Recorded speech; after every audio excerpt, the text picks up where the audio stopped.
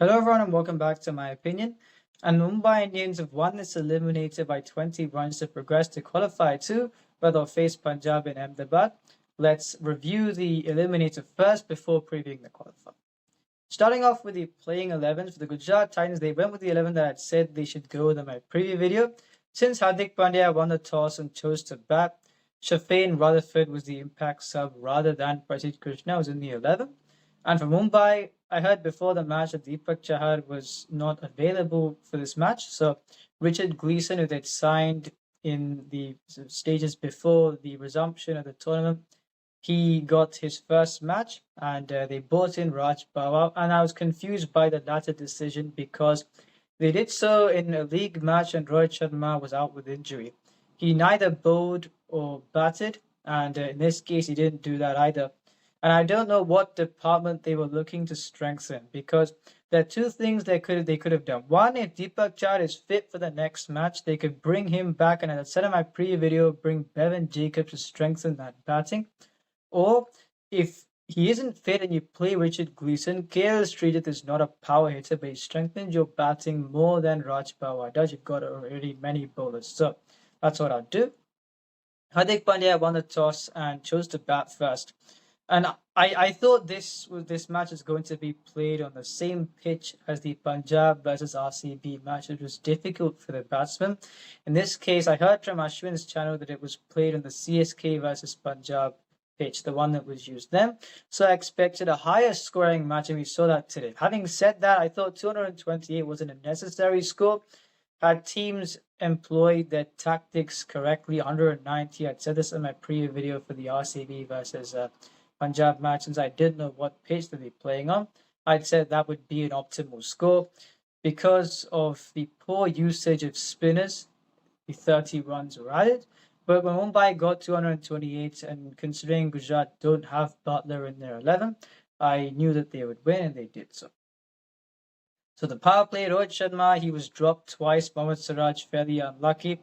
Johnny Bairstow scored a quick fire 47. Even in that case, at the start of Prasidh Krishna, there were some edges which went for 4. And I'd said that he should have been picked by a team before the auction started. I was surprised no one went for him. He's not in the England setup either, and they've correctly signed him for this match, and he gave a contribution. 79 without loss after 6. The match was over then and there.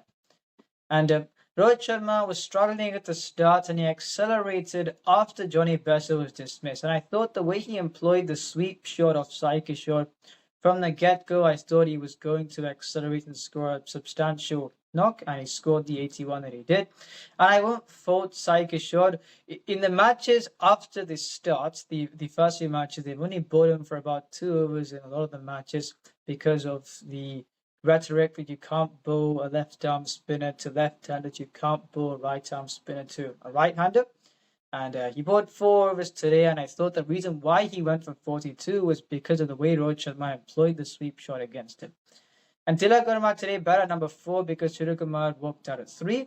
And I'd said in the absence of Wu Jacks, the benefit that this team has got is this destructive batting lineup. They can bat in position. Bevan Jacobs, if he had played as someone who, wherever he walks out today, will look to be aggressive. Naman Dale is playing well. If you've got Tilak Verma, Suryakumar Yadav, Hardik Pandya, 3, 4, 5, and 6, this batting side is at its strongest. And we saw the impetus that he gave today when he was batting closer to his optimal position. The 228, I knew Mumbai would win. And now the Gujarat Titans bowling figures, where I'd said Johnny Bairstow should have picked up by a team in the auction itself. And there's one player who I didn't mention, and that is Jared Katsier, because I'd said in my previous video, even if they had played on the RCB versus Punjab pitch, he would have bowled shorter lengths, not the fuller lengths, and he would have gone for runs. None for 53 in this match. And he was brought on in the 12th over. Now, he's supposed to be the backup for Kagiso Rabada. Kagiso Rabada can bowl in the power play and the end. So you're playing a knockout match, and yet your backup seamer for your lead seamer isn't bowling in the power play. He's bowling 3 straight overs at the end and being hammered. then why did you sign him? And this is what I don't get. If Rabada was playing, surely he would have bowled in the power play. So I didn't understand that signing, but I wasn't surprised with his performance. And Wayland Sundar, none for 7 and 1. He's always been affected by teams not using him properly with bat and ball. They surprisingly sent him out at 4 today, and he couldn't bowl because a right-hander was batting. So I think both sides use their spinners poorly. Now, in this case, Rashid Khan, who's got that technical flaw, that's why he's not been at his best this tournament. None for 31. He bowled very well. Mohammad Siraj, 2 catches dropped off him, of Rohit Sharma, yet 1 for 37 and 4, despite 79 without loss in the power play. Wayland Sundar, 1 for 7, didn't bowl an over after that. Sai Kishore, because of Rohit Sharma employing the sweep shot, he went for 42. Yet, your bowling Kutsie for 3 overs, none for 51. Prasidh Krishna unfortunately missed his lengths today, 2 full or 2 short. Jared Kutsie expectedly bowled short, and that's why 228 was yielded. And I thought Gujarat would lose this match. Now, I didn't expect them to get this close, and I thought from Mumbai, from a bowling point of view, it was a point where they shouldn't have let it get this far. Shubman Gill was dismissed in the first over itself, and I thought things would not be as respectable for Gujarat. Yet the second over that Trent Bolt bowled went for a lot of runs, and that was what set this chase on its way. Kusal Mendes, I'd said he should bat in the middle order. He did so. Unfortunately, he was dismissed, hit wicket. And Washington Sundar's usage this season, in my view, was the difference between a qualifier slot and an eliminator slot for a team that had played well for the majority of this tournament. And we saw in the match against SRH and today, when he was sent out earlier, the impactful knocks that he played, he's not been used well as a bowler. But I thought, had they done that, had they sent him out at 4 more often than not, had they bowled him for at least 3 overs more often than not, and not looked at which batsman's batting, a left-hander or a right-hander, this team would have finished in the top 2, but they could only blame themselves for that not happening.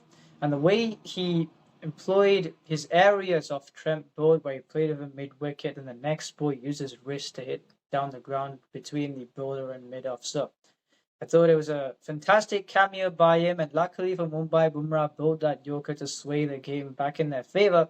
And on the topic of Bumrah, Bolt has dismissed Shubman Gill. You got so many fast bowlers. Why are you bowling Bumrah for 2 overs in the power play when luckily in his third over he got that breakthrough? If he didn't, then you could have lost this match. And that's why I didn't think the captaincy was great there. Unfortunately for Gujarat, the finishers have not been in great form. Shafeen Rutherford, 24 of 15, hit 4 boundaries, couldn't get much impetus apart from that. Rahul Tewatia, 4 and a 6, yet only 16 of 11. And that's why I think losing by 20 runs for this batting lineup was respectable. But we've seen that after the top 4, the struggles have been there. And on Sai Sudarshan, 80 of 49. It's where on Ashwin's channel, he's talked about a technical point where the reason why Sai Sudarshan could have slowed down, why he doesn't have the power hitting at the death overs. He can play at a 160-odd strike rate, which is a 200 match. And we saw against Delhi, they chased 205 without losing a wicket. But at the death overs, how can he explode? There's a technical point that Ashwin has mentioned, which is the reason why it could explain that slowdown. He was going well in this match. Unfortunately, a full toss ball by Richard Gleeson. He tried to play a lap shot and he was bowled. Now, Mumbai Indians bowling, where Trent Bolt did not have a great day today. Bumrah was used in the power play. Richard Gleeson, 1 for 39. Hardik Pandya, expensive. You've got a quality bowler like Mitchell Sandner with 228 runs in the bank, and you're bowling for 1 over because a left-hander's batting. I thought it was very poor. And Ashwani Kumar at the end sort of just bowled what was left. So you're letting a lineup without Josh Butler, and you're considering the fragilities of this Gujarat batting lineup, you're letting them get to 208 on this kind of a surface. It was a very poor bowling performance, a tactical performance of Mumbai Indians, but they got the job done. They'll have to be better against a destructive Punjab Kings batting lineup. So let's preview this next match now. And now for previewing Qualifier 2. On the Punjab Kings, I'll say this again. both Azmatullah Omarzai and Kyle Jamieson cannot play in the same 11. We saw this in the match, I think 3 days ago now. Omarzai bowling 1 over, going for 10. Kyle Jamieson 1 for 27 and 3. He bowled a maiden. Now, at this point in time with a new bowler, you think Kyle Jamieson is a more threatening bowler. If you think realistically Omarzai can do better, you've got to make that call because you've got batting down to 11. Omarzai, the batsman, is not going to make much of a difference for you in this case. But you've got to only play one of them. If you play both and leave out Xavier Butler like you did in the previous match, you've got no chance, especially if Arshdeep Singh does not pick wickets in the power play against a destructive Mumbai Indians batting side. So the 11 I'd go with is Simran Singh, Priyansh Sharia, Josh Inglis 3, Shreyas Iyer 4, Shashank Singh 5, Marcus Stoinis 6, Azmatullah Omarzai 7, Harpreet Brar 8, Xavier Bartlett 9, Arshdeep Singh 10, and Vijay Kumar 11. If Chahal is fit, he'd play ahead of him at 11, and then you've got Nehal Wader as the impact sub. So this is how I'd go. As far as spin stocks are concerned, if Chahal isn't fit, they've got Pravin Dubey. They haven't played. I don't think they'll play for this match. Harpreet Brar is there, and they're not going to use anyone else, so they just go with the one spinner. And this is how I think they should go. They've not got any selection calls to make. Xavier Bartlett has to play ahead of one of Azmatullah Omarzai and Kyle Jamieson. And we saw the previous match, Shreyas Iyer walking out within the first 4 overs. Shashank Singh bats too low down. He's the most matured batsman in this side and one of the most matured, if not the most matured in this tournament. Therefore, what I'd do is, if 2 wickets fall before the end of the 4th over, Shashank Singh 4, Shreyas Iyer 5. Now, they won't do this, so think captain is running away from responsibility, but you're playing to your strengths if you have a fluid batting lineup, in which, if you can have one, and in this case, you can. So, if 2 wickets fall within the first 4 overs against a Mumbai seam attack, do you think Shreyas Iyer and Ahmedabad, the ball moves around? What's he going to do? You don't know, which is why Shashank Singh 4 in that case. After the 4th over, if it's still 1 wicket down, then you can send Shreyas Iyer. It's about maximizing things when you know there's a trend there. Apart from that, Punjab Kings there's not much for them to think about. Just that their approach that they took in the previous match should not be taken here. And considering that, which team has got the advantage for this match? Mumbai, I'll be using the 11 that I would go if Chahal is fit. The power play, the ball moves around in Ahmedabad. You've got to get to that 45 to 50 for one. Which top 4 can get you there? For Punjab, you've got Simran Singh, Priyansh Sharia, Josh Inglis, and Shreyas Iyer compared to Rohit Sharma, Johnny Bairstow, Tilak Verma, Suryakumar Yadav. Now, both these batting as Rohit Sharma, Johnny Bairstow look to attack, as will Suryakumar Yadav. All the Punjab Kings batsmen, maybe Shashank Singh will play with double gears. The rest will look to attack. But look who they're facing. Whether Xavier Bartlett plays or not, if Arshdeep Singh doesn't pick wickets up front, then Mumbai won't have too much of a fuss playing against this attack. Whereas in Punjab's case, Trent Boyd, Bumrah, if Deepak Chand plays him, then you've got Hardik Pandya. They play Ashwini Kumar as well. So I feel Mumbai have got the edge a lot because of who they would have to face more than the quality of the batsmen themselves. And then the finishing kick at the end would be Shreyas Iyer, Shashank Singh, Marcus Stoinis, Nehal Wader would be the impact sub compared with Mumbai. You've got Suryakumar Yadav, Hardik Pandya, Bevan Jacobs, Naman Dir.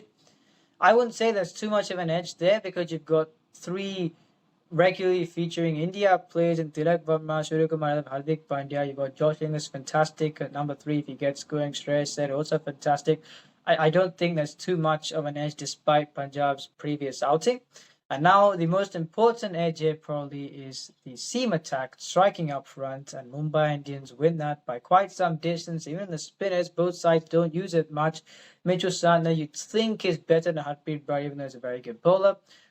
So as far as theoretically the things go, Mumbai Indians have got the edge. However, I don't think Punjab will put out a performance like they did in the previous match. So I feel Punjab will win, despite the edge theoretically would go to Mumbai, but let's see how things go. If you enjoyed the video, please like and subscribe, share with your friends. Remember, this is my opinion. What's yours?